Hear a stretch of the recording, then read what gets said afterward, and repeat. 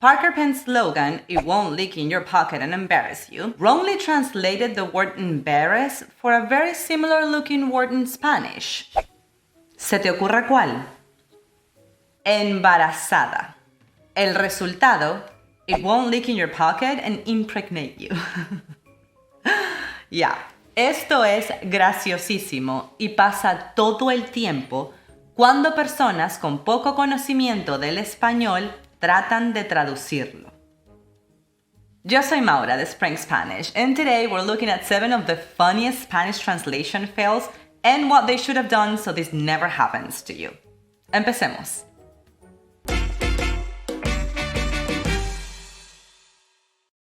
Número 1. Chevy Nova. Disclaimer. The examples used in this video do not represent the current situation of any of the mentioned brands. The Chevy Nova and Mazda La Puta are no longer being produced. The LaGuardia Airport, Starbucks, and Got Milk examples are, to the best of our knowledge, no longer in existence. General Motors introduced the Chevy Nova in South America without paying any attention to Spanish whatsoever. ¿Cuál es el problema, you ask? Déjame preguntarte a ti. ¿Qué significa no va en español? No, this is obviously a negation. Va, this comes from the verb ir. Put them together and you get no va, which translates to won't go. Considerando que el producto es un carro, is there a worse thing to say about it than it won't go? En español usamos no va de dos formas.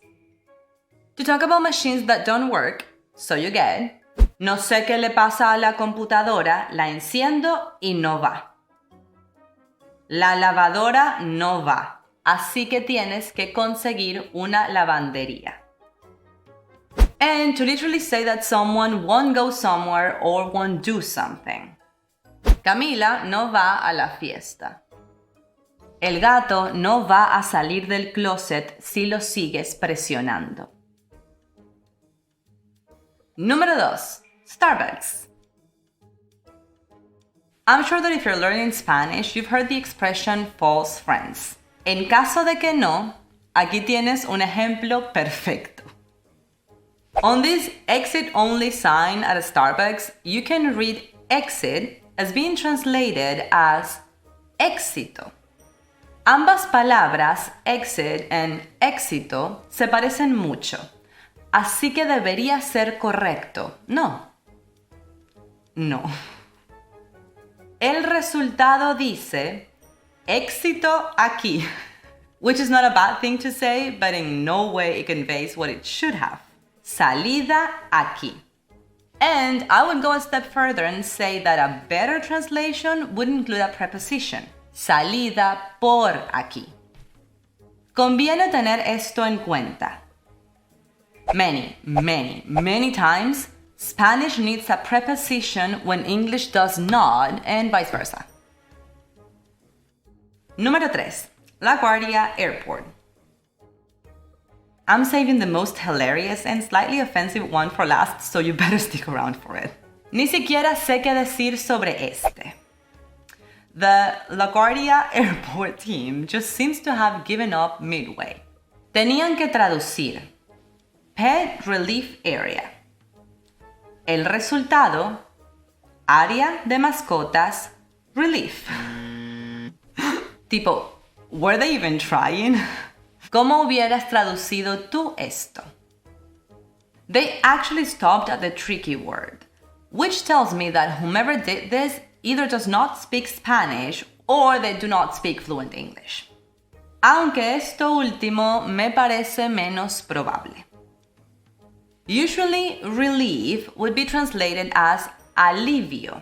Now, if you use alivio in Spanish here, there's no way we would know that means a bathroom.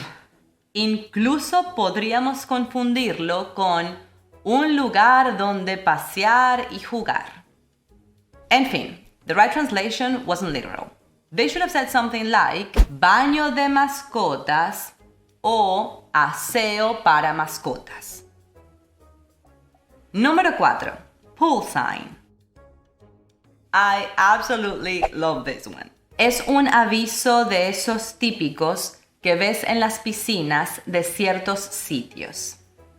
Todo, absolutamente todo, está mal traducido. Tanto que el resultado no significa nada en español. Originally in English they had, "Please turn off showers when you are done." El resultado, por favor, vuelta lejos chaparrones cuando usted es hecho. This is a perfect example of poorly translating word for word. Let's break this down, shall we? Please, por favor. They know this one, I'll give them that. Turn off, apagar. They translated it as vuelta. Only turn by itself without the off could sometimes be translated as vuelta. Por ejemplo, turn here, da vuelta aquí. Showers, duchas. Only in a very explicit weather-related sentence you would translate showers as chaparrones, as they did.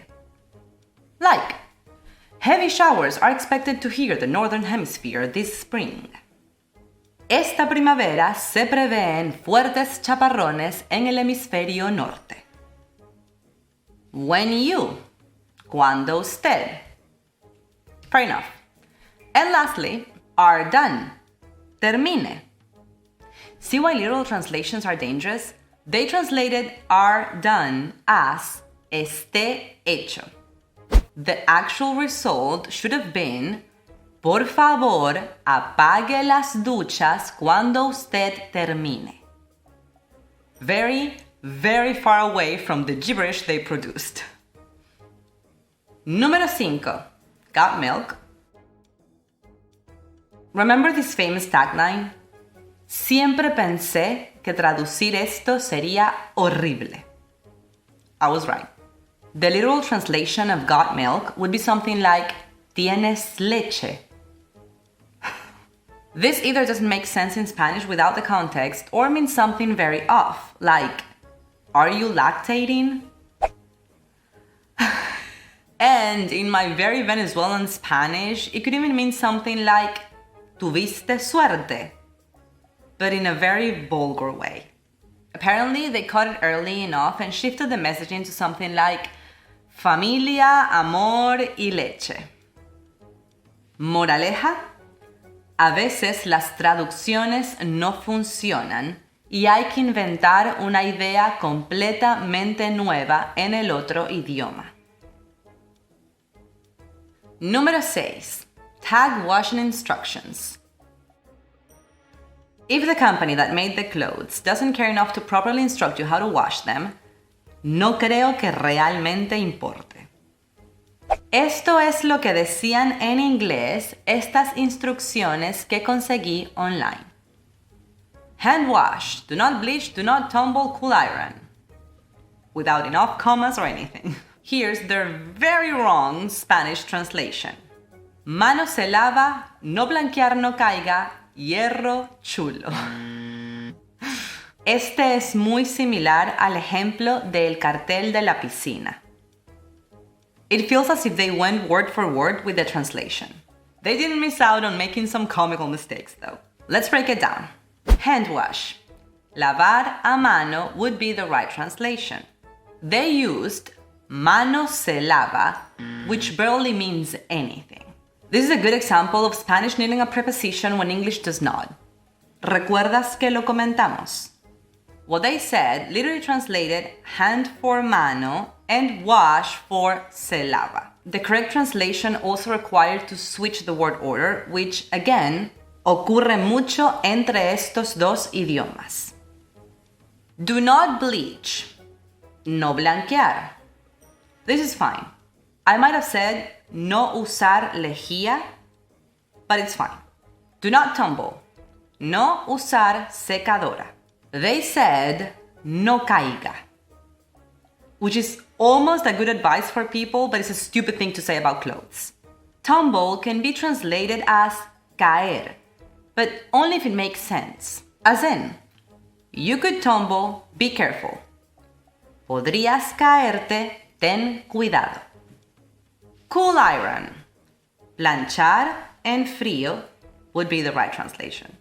This one's hilarious because it feels like they actually tried to use Spanish from Spain and ended up with hierro chulo. Iron means two things in Spanish, hierro y planchar. It's obvious which one makes more sense here. Cool can also mean two things, frío and chulo if you're from Spain, and chévere if you're Venezuelan like me.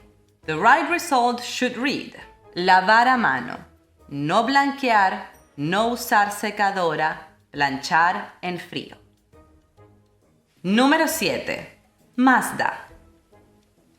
Guardé el mejor para el final para tener tiempo de prepararme.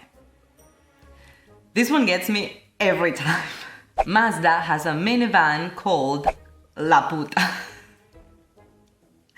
That's it. If you know a little Spanish, I shouldn't have to say anything else. But I will. En nombre de la enseñanza y en YouTube. La is a feminine article in Spanish. Puta means prostitute if you're being scholastic.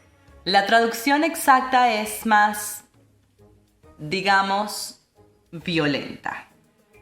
Mazda couldn't care less and described the La Puta minivan as something that can be translated as hemos diseñado la puta para ofrecer la máxima utilidad en un espacio mínimo, a la vez que una experiencia de conducción suave y confortable. That's the best I can do. I don't know how this works, but they really should have changed the name in the Spanish-speaking countries.